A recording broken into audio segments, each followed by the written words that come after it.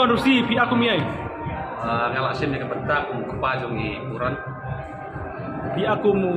paju puran mah. Te kadang film ka insim baca ka kana ka bakot. Ardo ba ki samla ki hando ayap balik musuk. Nakai ka daw ba ki hando ayap. Hato dan hok ma ba ki samla ki hando ayap tang ma musuk kanya.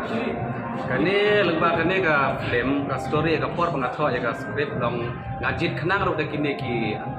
aktor ban aktris ban angkam khana namar belai ha ka por ba ki show jing i ka kum kani ka rata ka ba ngapen i ha kani ka film ka mod kelong bunsin i ka jo ya lambak kala namar ki sim ya karai hak dan klem da persong nong rim ha ya ke ka badai le ya ka balai dan kata ka daw la jor plak ka jing i kisgo ba kim la shu ban im iwei klem iwei adu ba ikmi ki keparo kisno bakim don dor shu akmat jo ki re kala kham kor plak kata ka jing i ban ki ik baro ba ka de ka pakai kumta ban ya ka badu ya ita i ba i na yo tau ba i kilasim ya karai ban pendebut no ya langa jong ka jing i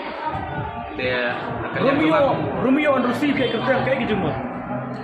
namar boleh ngalajuk boleh ka ka novel jong Shakespeare batho sepangka Romeo and Juliet de ngayo jingmut nang tu ka ketik ke jingmut di pekat tunga kundiat penong ladanga ai da kata bi ka title Romeo and Juliet let's say Gibreo kinong ba ya kade ka khanang ina de pule lupa de kam dadan kam ban wan yu judge for cinema ban ban play andre ngapen kelano ka kerteng jong Rosie na ka kerteng jong Juliet sai Rosie de ka khana ka don ni ka jing ya serem malumala ni hatai